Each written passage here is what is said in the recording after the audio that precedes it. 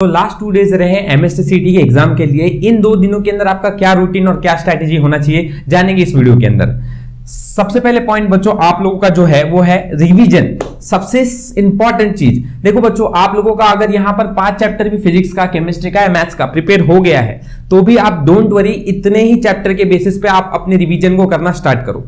ठीक है, रिवीजन करने के लिए आप लोगों को जो भी आप लोगों ने प्रीवियस ईयर क्वेश्चंस या फिर शायद जो क्वेश्चंस आप लोगों ने सॉल्व किए हैं उनको एक बार अच्छी तरह से देखो, रिवाइज करो। ठीक है, जो भी थ्योरी आप लोगों ने उस चैप्टर के लिए बनाई है, जैसे फॉर्मूला हो गया या फिर जो भी इंपॉर्टेंट कॉन्सेप्ट्स हैं वो सारे के सारे आपने जो बनाए हैं वो सारा अच्छी तरह से एक बार रिवाइज करो। ठीक है, ज्यादा टेंशन नहीं लेना है बच्चों। अगर आप एक बार उसको अच्छी तरह से रिवाइज कर लोगे ना बच्चों तो आप लोगों को सारा कंसेप्ट वापस से क्लियर हो जाएगा।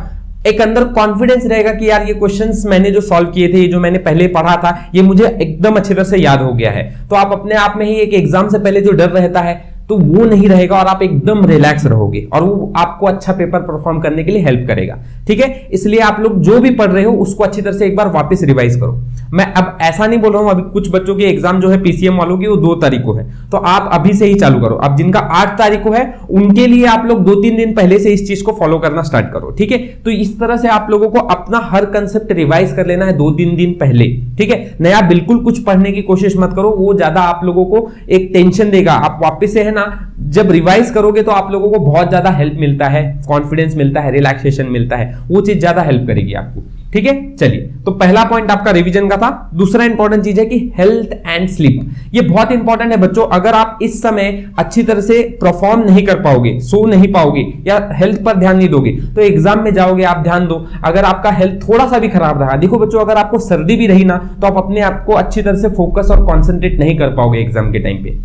ऐसा तो नहीं होना चाहिए ना बच्चों। आपने साल भर मेहनत किया है, इस समय बहुत ज्यादा एफर्ट लगाया है, लेकिन अगर आप परफॉर्म ही नहीं कर पाओगे 100% इफिशियंसी से तो फिर वो थोड़ी बहुत बात कम पड़ जाएगी आपकी। ठीक है, सो याद रखना कि कभी भी आप अपने आप को अच्छी तरह से हेल्थ पर अच्छी तरह से ध्यान दो। जैसे सही से खाओ, टाइम पर सो, टाइम पर उठो। जैसे इस समय अगर आप 2-3 दिन पहले हो तो एक रूटीन बना लो कि यार 10 बजे मुझे सो जाना है, 5-6 बजे उठ जाना है। ठीक है, और उसके बाद आपका रेगुलरली 4-5 दिन का रूटीन तो यही परफेक्ट होना चाहिए। इस समय ही आपको उठना और ठीक है सोना है। दूसरी इंपॉर्टेंट चीज, खाते समय बाहर के खाने पर ज्यादा ध्यान मत दो, जंक फूड पे ज्यादा ध्यान मत दो। ज्यादा फोकस करो कि आप बैठे हो घर पे अपनी तरह से टाइम टेबल पर खाना खा रहे हो। खाने में ज्यादा ऐसा नहीं है कि हेवी खाना ही खा रहे हैं। ठीक है, ये सब चीज बिल्कुल मत करो और अच्छी तरह से अपने टाइम टेबल में रहो। ठीक है, इसी का दूसरा पॉइंट जो आता है वो है रूटीन। रूटीन इसलिए इंपॉर्टेंट है, जैसे देखो बच्चों आप एग्जाम में जा रहे हो, सुबह का शिफ्ट है 9 से 12 का, तो 9 से 12 के टाइम पे आप सबसे ज्यादा कंस्ट्रक्टिव होने चाहिए। यस, या फिर अगर आपका शिफ्ट 2:30 से 5:30 का है तो इस समय आप ज्यादा कंस्ट्रक्टिव होना चाहिए। अब इसको आप कैसे कर पाओगे, तो देखो आप अभी इस समय बैठकर है ना, देखो इस समय आप कितना फोकस्ड हो, कॉन्सेंट्रेट हो। ठीक है, अगर आप इस समय अच्छी तरह से अपना फोकस कंसंट्रेशन बना पा रहे हो तो आप लोग जब एग्जाम में जाओगे तो अपनी बॉडी जो आपकी बॉडी जो है वो स्पॉन्टेनियसली आपको हेल्प करेगी कि आप उस समय अपना कंसंट्रेशन पीक पे लेकर जा सकते हो। सो बी केयरफुल कि आप अपने रूटीन पर एकदम ध्यान दो और जिस समय एग्जाम है उस समय आप ओवरऑल बहुत कंस्ट्रक्टिव हो, इस चीज पर बहुत फोकस करना। इसके लिए आप 1-2 दिन प्रैक्टिस करोगे ना उस टाइम पर बैठकर तो आप अच्छा अपना आउटकम या रूटीन को फिक्स कर सकते हो अपने, राइट। ठीक है, तो इस पर ध्यान देना, ये बहुत इंपॉर्टेंट बात है, गौर करने वाली चीज है।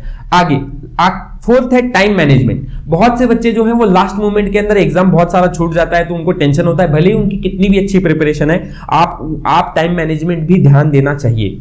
अब इसके लिए क्या रहता है, तो देखो मॉक टेस्ट देना ये सबसे बेस्ट तरीका होता है, लेकिन मॉक टेस्ट अब 2-3 दिन पहले जो है इसमें आप देना चाहो तो आपकी इच्छा है, नहीं देना चाहो तो भी आपकी इच्छा है। लेकिन एक बार आप अपने आप को अगर एक भी मॉक टेस्ट नहीं दिया तो प्लीज मैं रिकमेंड करूंगा मॉक टेस्ट दो एक बार। इसका फुल लेंथ मॉक टेस्ट जो पीसीएम का है मैंने इसका डिस्क्रिप्शन बॉक्स में दे के रखा है, उससे आप मॉक टेस्ट दे सकते हो, सारा आप अच्छी तरह से आपको आइडिया मिल जाएगा।